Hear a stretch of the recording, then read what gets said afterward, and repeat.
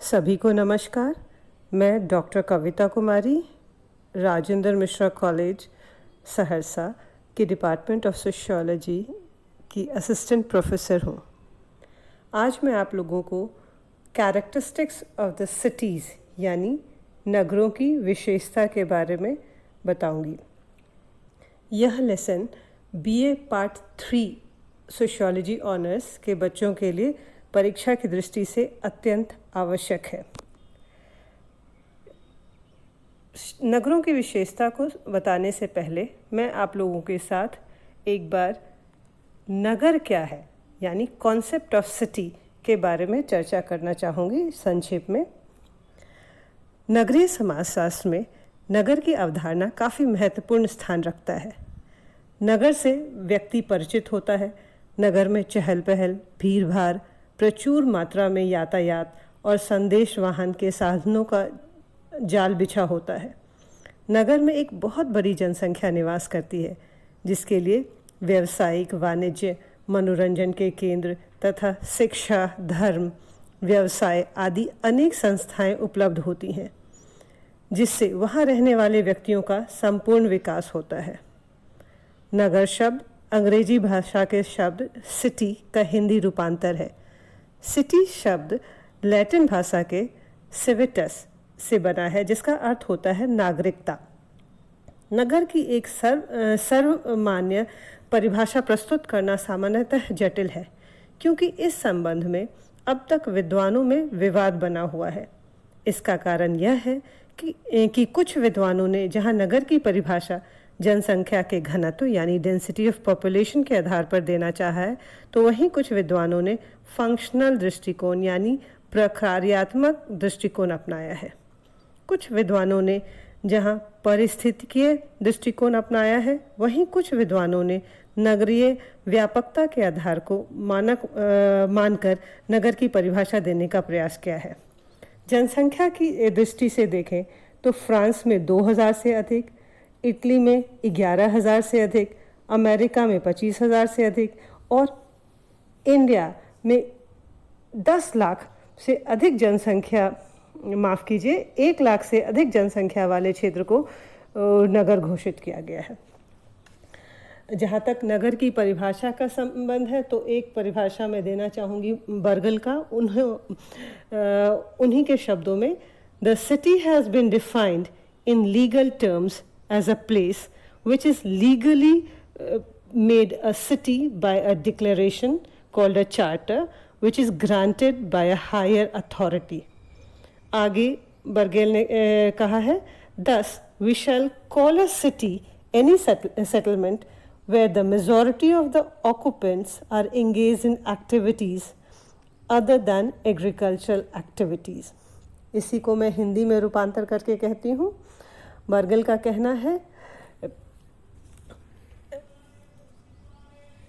किसी स्थान को जिस एक चार्टर जो एक उच्च अधिकारी द्वारा स्वीकृत किया गया है के द्वारा न्यायिक रूप से नगर परिभाषित किया गया है। और बर्गल ने आगे कहा है, हम उस स्थान को नगर कहेंगे जहाँ के अधिकांश निवासी कृषि कार्यों से भिन्न उद्योगों में व्यस्त हो। तो उन्होंने एक कानूनी पक्ष रखा है नगर का कि एक चार्टर के द्वारा घोषित स्थान को नगर कहेंगे, और दूसरा उन्होंने दूसरा उन्होंने व्यवसाय के आधार पर कि उन नगरों को नगर कहा जाएगा जहां कृषि नहीं होती हो बल्कि अन्य उद्योग, प्राइमरी ऑक्यूपेशन ना होकर सेकेंडरी ऑक्यूपेशन लोग अपनाते हैं।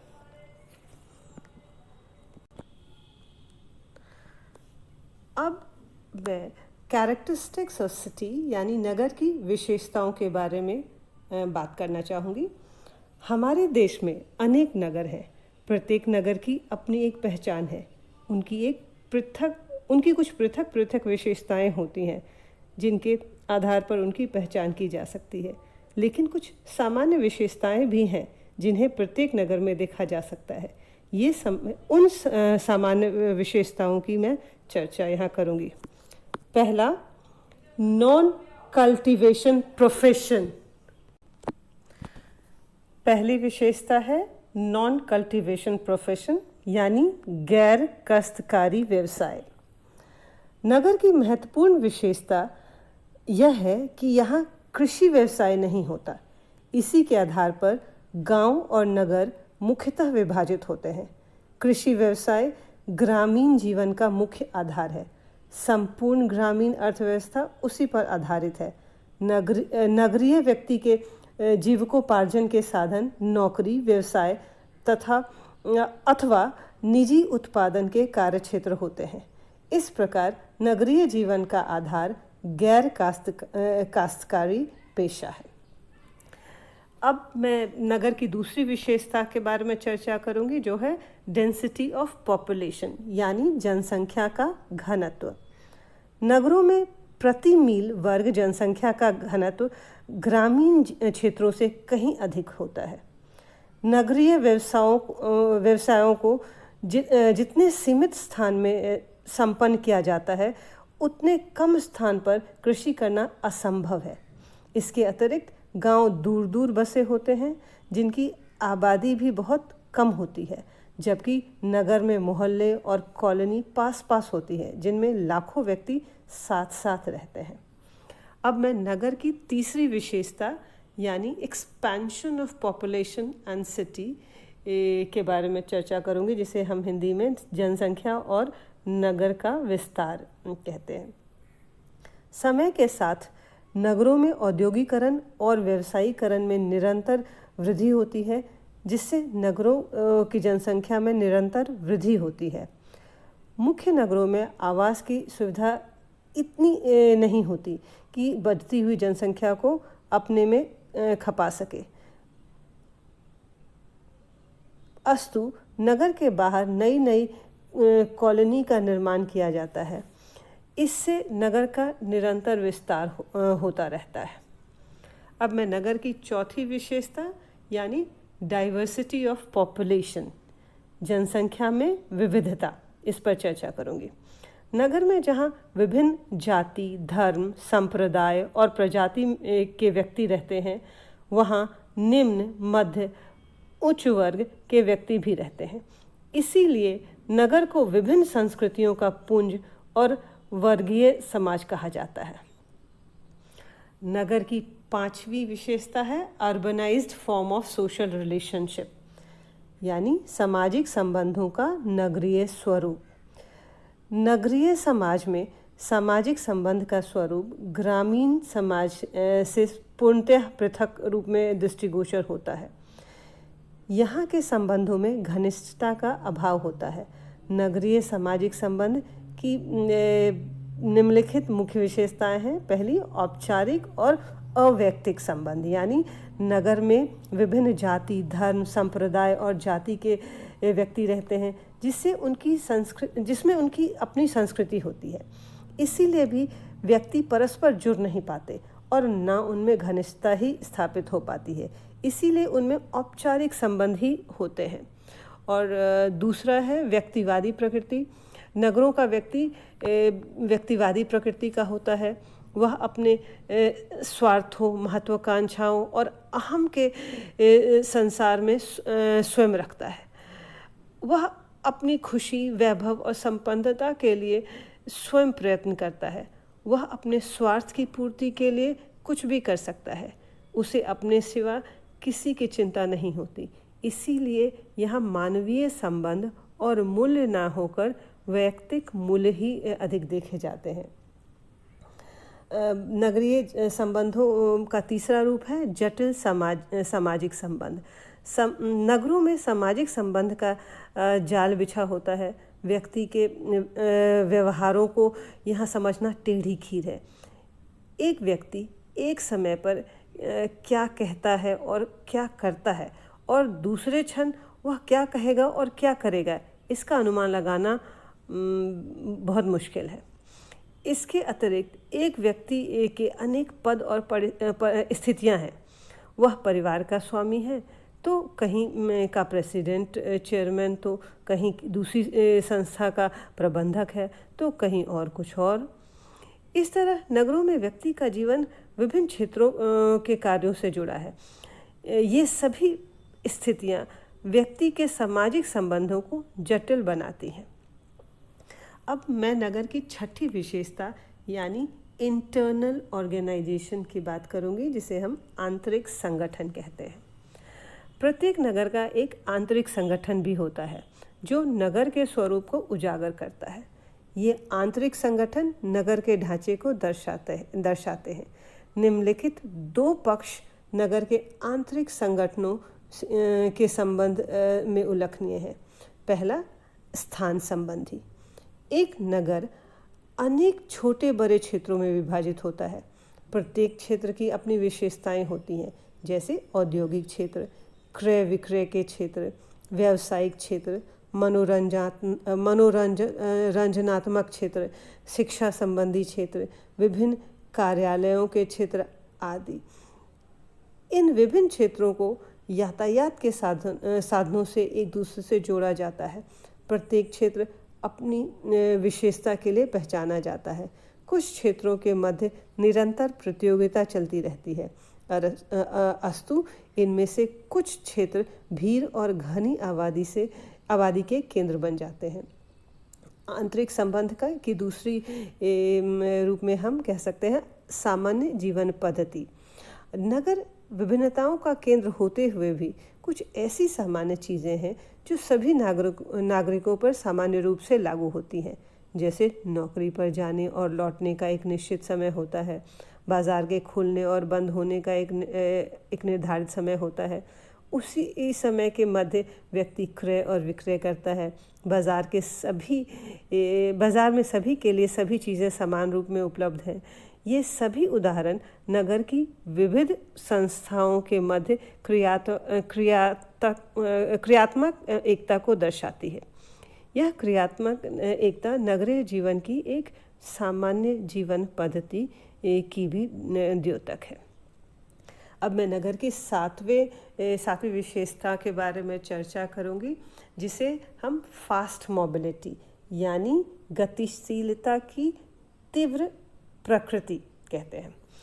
नगरीय समुदाय में गतिशीलता की तीव्र प्रकृति को देखा जा सकता है। व्यक्ति को यदि इच्छानुसार नौकरी प्राप्त नहीं हुई तो उसे व्यवसाय में सफलता नहीं मिली, या अमुक नगर में वह संतुष्ट नहीं है, या वह नगर में बेरोजगार है, या वह पदोन्नति का इच्छुक है, तो व्यक्ति को एक नगर से दूसरे नगर में जाने में कोई हिचक नहीं होती है। इसीलिए बड़े औद्योगिक नगरों में हजारों लाखों व्यक्ति प्रतिदिन आते और जाते रहते हैं। अस्तु गतिशीलता नगर का एक महत्वपूर्ण लक्षण है। अब मैं नगर की आठवीं विशेषता यानी एनोनिमिटी, इसे हम एकाकी जीवन कहते हैं। नगर की भीड़ में प्रत्येक व्यक्ति अकेला है। जिस स्थान अथवा कॉलोनी में वह रहता है, शायद वहाँ के लोगों से उसका परिचय भी नहीं होता। प्रत्येक व्यक्ति अपने अहम में डूबा अपने बनाए हुए संसार में रहता है। यहाँ सुख और दुख व्यक्ति को अकेले ही झेलने पड़ते हैं, और यदि कुछ अवसरों पर व्यक्ति आते भी हैं तो मात्र औपचारिकतावश। नगरीय संस्कृति में दिखावा अधिक है, अपनापन कम। इसीलिए नगर का व्यक्ति स्वयं अपने को ढोता है, यह जानते हुए कि यहाँ इसका कोई नहीं। नगर की आखिरी विशेषता जिसकी मैं चर्चा करने जा रही हूँ वह है diversity in urban economic structure, यानी नगरीय आर्थिक ढांचे में विभिन्नताएं। नगर विभिन्नताओं का केंद्र है। यहाँ ऊंची ऊंची अट्टलिकाएं नगर के वैभव की कहानी कहती हैं। 5 सितारा होटल नगर की विलासिता का द्योतक है। बंगलों और महलों के वातानुकूलित कमरे अभिजात्य और उच्च व्यावसायिक वर्ग की प्रतिष्ठा का संदेश देते हैं। सड़कों पर दौड़ती कारें धनी नगर का परिचय देती है। इसके विपरीत मलिन बस्तियां भी हैं जो इस धरती के नर्क हैं, जहाँ लाखों व्यक्ति रहते हैं और जहाँ पशु भी रहना पसंद नहीं करते। भूख से चिपके हुए पेट और युवावस्था में उभरी हुई गाल की हड्डियाँ नगर की गरीबी की दास्तां कहते हैं। फुटपाथों पर सोने वाले असंख्य व्यक्ति धूप, गर्मी, बरसात और जाड़े को अपने शरीर पर ओढ़ते हैं। डामरी तपती सड़कों पर नंगे पैर ठेला खींचता हुआ श्रमिक इस नगर की जर्जर आर्थिक व्यवस्था की दास्तां कहता है। नगर में धनी, धनाढ्य और पूंजीपति भी हैं। करोड़ों की संख्या में निर्धन श्रमिक भी हैं, जिन्हें दो समय का भोजन अपना पसीना बहाकर अर्जित करना होता है। यह गरीबी और अमीरी की तस्वीर नगरीय आर्थिक ढांचे में विभिन्नताओं का चित्र उपस्थित करती है। अभी मैंने जिन नगर की विशेषताओं की चर्चा की है, उसके आधार पर हम संक्षेप में कह सकते हैं कि नगर अपने में एक अलग संस्कृति है। नगर एक जीवन पद्धति है जिनमें जनसंख्या का आकार बड़ा होने के साथ साथ जनसंख्या का घनत्व भी अधिक होता है। साथ ही जनसंख्या विजातीय तत्वों से भरपूर होता है। संबंधों में अस्थायित्व, कृत्रिमता और औपचारिकता के साथ ही व्यक्तिवादी मनोवृत्ति भी पाई जाती है। नगरों में सामाजिक गतिशीलता एवं परिवर्तन काफ़ी तीव्र गति से होता है। लोग खर्चीले, आत्मनिर्भर, खुदगर्ज एवं अंधविश्वासों को ना मानने वाले, व्यवहार कुशल एवं सतर्क होते हैं। लेकिन सबसे महत्वपूर्ण विशेषता है कि उनका व्यवसाय, यानी वो कृषि में नहीं संलग्न होकर नौकरी पेशा या किसी सेकेंडरी ऑक्यूपेशन में जुड़े होते हैं। आज के लिए इतना ही। धन्यवाद।